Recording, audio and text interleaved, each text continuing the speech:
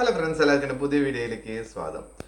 നമ്മുടെ big boss season 7 കഴിഞ്ഞിട്ട് ഒരുപാട് മാസങ്ങളായി. ഇപ്പൊ സീസൺ 8 എന്ന് തുടങ്ങും എന്നുള്ള രീതിയിലൊക്കെ എല്ലാവരും ആലോചിച്ചുകൊണ്ടിരിക്കുന്നത്. പ്രത്യേകിച്ച് നമ്മുടെ ബിഗ് ബോസ് കാണാൻ ആഗ്രഹിക്കുന്ന ചില പ്രേക്ഷകർ കേട്ടോ. ഒരുവിധം ആൾക്കാർക്കൊന്നും ബിഗ് ബോസിന് വലിയ താല്പര്യമില്ല. അപ്പൊ അവർക്കൊന്നും ഇത് വലിയ താല്പര്യമൊന്നും ഉണ്ടാവില്ല. പക്ഷെ ബിഗ് ബോസ് ഒരുപാട് ആകാംക്ഷയോടെ കാത്തിരിക്കുന്ന ഒരുപാട് പ്രേക്ഷകരുണ്ട്. അതുപോലെ തന്നെ അതിൽ പങ്കെടുക്കണം, അതിലെ ഒരു കണ്ടസ്റ്റന്റ് ആകണം എന്ന് ആഗ്രഹിക്കുന്ന ഒരുപാട് ആൾക്കാർ പുറത്തുണ്ട്, നമുക്കൊക്കെ അറിയാം. അവർക്കൊരു സന്തോഷ വാർത്തയായിട്ടാണ് നമ്മുടെ ലാലേട്ടൻ പുതിയ ഒരു പ്രൊമോ ആയിട്ട് വന്നിട്ടുള്ളത് അല്ലേ. നമ്മുടെ ബിഗ് ബോസ് സീസൺ 8 ആദ്യത്തെ പ്രൊമോ ആണ് ഏഷ്യനെറ്റിൽ ഇപ്പോൾ 2 ദിവസം മുമ്പ് നമ്മൾ കണ്ടത്. അതിലെന്താണ് പറയുന്നത്, ലാലേട്ടൻ ഒരു അഗ്നി പരീക്ഷയായിട്ടാണ് വരുന്നത് എന്നാണ് പറയുന്നത്. അതായത് ബിഗ് ബോസിൽ പങ്കെടുക്കാൻ താല്പര്യമുള്ള പുതിയ ആളുകൾക്ക്, അതായത് നമ്മൾ പറയുമല്ലോ കോമണേഴ്സ് എന്ന് പറയുമല്ലോ, ആദ്യത്തെ സീസണിലൊക്കെ ഒരാള് 2 ആള് അങ്ങനെയൊക്കെയല്ലേ ഉണ്ടായിരുന്നത്. ഇപ്പോൾ കോമണേഴ്സിന് വേണ്ടി മാത്രമായിട്ട് ഒരു പ്രത്യേകമായിട്ട് ഒരു പരിപാടി തന്നെ ഏഷ്യനെറ്റ് ഉണ്ടാക്കാന്ന് പറയുന്നത്. അതിൽ അവർ പങ്കെടുക്കുന്നു. അതായത് ഒരുപാട് ഗെയിംസ് ഒക്കെ ആയിരിക്കും. നമ്മളിപ്പോൾ ബിഗ് ബോസിൽ ആസ് യൂഷ്വൽ കാണുന്ന പോലെയുള്ള ഒരുപാട് ഗെയിംസ് ഉണ്ടല്ലോ. ആ ഗെയിംസ് ഒക്കെ കളിച്ച് ജയിച്ച് വരുന്ന ആളുകൾക്കാണ് കോമണേഴ്സ് ആയിട്ട് പങ്കെടുക്കാൻ പറ്റുക എന്നാണ് എനിക്ക് തോന്നുന്നത്. ആ പ്രൊമോ കണ്ടിട്ട് അങ്ങനെയാണ് തോന്നിയത്. കൂടുതൽ കാര്യങ്ങളൊന്നും ലാലേട്ടൻ വ്യക്തമാക്കിയിട്ടില്ല. ഒരു അഗ്നി പരീക്ഷ എന്നാണ് പറയുന്നത്. അതായത് അതിൽ കണ്ടസ്റ്റൻസ് ആയിട്ട് വരുന്ന കോമണേഴ്സ് ഈ ഒരു അഗ്നി പരീക്ഷയിലൂടെ പല ഗെയിമൊക്കെ കളിച്ച് ജയിച്ച് വരുന്ന എത്ര പേരെ എടുക്കും എന്നൊന്നും പറഞ്ഞിട്ടില്ല. പക്ഷെ അതിൽ ജയിച്ചു വരുന്നവർക്ക് എൻട്രി ഉണ്ട് എന്നാണ് പറഞ്ഞത്. അതായത് ബിഗ് ബോസിന് മുന്നോടിയായിട്ട് എല്ലാവരും പിടിച്ചിരുത്താൻ വേണ്ടിയിട്ട് ഒരു പുതിയ ഗെയിം ഷോ വരുന്നു എന്നുള്ളതാണ്. അതിൽ നിന്നും ഇതിലോട്ട് ആളുകളെ ജയിക്കുന്നവരെ മാറ്റുന്നു എന്നാണ് പറയുന്നത്. അപ്പോൾ എന്തായാലും ബിഗ് ബോസിന് ആകാംക്ഷയോടെ അതിൽ കോമണേഴ്സ് ആയിട്ട് എങ്ങനെ വരണം എന്ന് ആഗ്രഹിക്കുന്ന ആൾക്കാർക്ക് ഉണ്ടാവല്ലോ. ആദ്യം മൈജി എന്ന് പറയുന്ന അവരുടെ ഷോറൂമിൽ പോയിട്ട് ഒരു വീഡിയോ റെക്കോർഡ് ചെയ്ത് അത് അയച്ചു കൊടുക്കുക, അങ്ങനെയൊക്കെ ആയിരുന്നു. അതിന് മുമ്പ് എങ്ങനെയായിരുന്നു വെച്ച് കഴിഞ്ഞാൽ വീഡിയോസ് അയച്ചു കൊടുത്ത് അതിൽ നിന്ന് അവർക്ക് ഇഷ്ടമുള്ള ഒരാളെ തിരഞ്ഞെടുക്കുക എന്നുള്ള രീതിയിലൊക്കെ ആയിരുന്നു. ഇപ്പൊ പുതിയൊരു രീതിയിലോട്ടാണ് ബിഗ് ബോസ് വന്നിരിക്കുന്നത്. ഓരോ വർഷം ഓരോ സീസണും വരുമ്പോഴും പുതുമയാർന്ന ഓരോ സംഭവങ്ങളായിട്ടാണ് ലാലേട്ടനും ബിഗ് ബോസ് ടീമും ഏഷ്യനെറ്റൊക്കെ വരുന്നത്.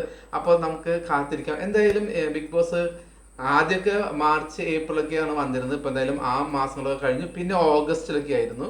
അതും ഏകദേശം വന്നുകൊണ്ടിരിക്കുകയാണ്. അപ്പോൾ ഓഗസ്റ്റിൽ സ്റ്റാർട്ട് ചെയ്യണമെങ്കിൽ ഈ പറയുന്ന ഒരു പ്രോഗ്രാം അതിന് മുന്നോടിയായുള്ള 1-2 മാസങ്ങൾക്കുള്ളിൽ തുടങ്ങണം. ഇത് അധികം ദിവസങ്ങളൊന്നും ഉണ്ടാവില്ല. കുറച്ച് ഒരു 10-15 എപ്പിസോഡിലൊക്കെ തീരാവുന്ന രീതിയിലായിരിക്കും ഈ ഒരു അഗ്നി പരീക്ഷ എന്ന് പറയുന്ന ഈ ഒരു പരിപാടിയുടെ ഷൂട്ടൊക്കെ നടക്കാന്നാണ് എനിക്ക് തോന്നുന്നത്.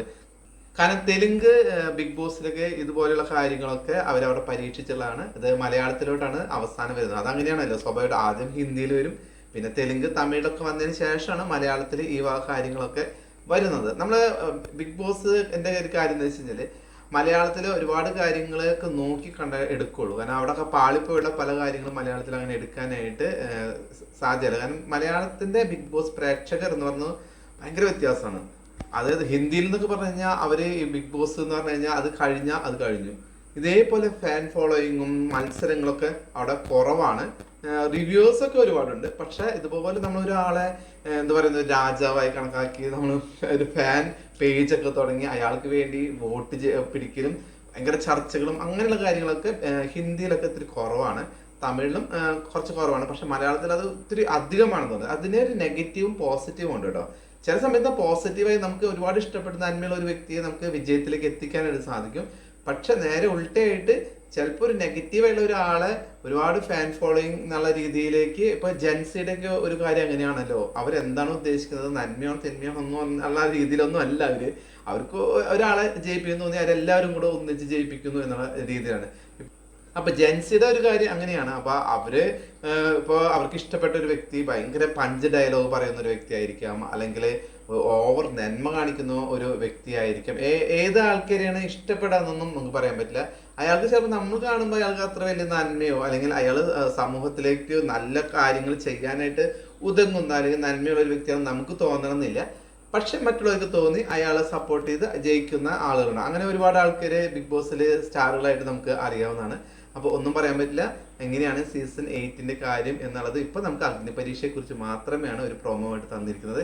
ഇനി വരും എപ്പിസോഡുകളും അതുപോലെ വരും പ്രൊമോകളിൽ ഒക്കെ നമുക്ക് കൂടുതൽ അപ്ഡേറ്റ്സ് ആയിട്ട് ബിഗ് ബോസിന്റെ കാര്യങ്ങൾ അറിയാം. ബിഗ് ബോസ് സീസൺ 8 കാര്യങ്ങൾ. അപ്പോൾ അടുത്തൊരു വീഡിയോ ആയിട്ട് വരുന്നത് എല്ലാവർക്കും ബൈ.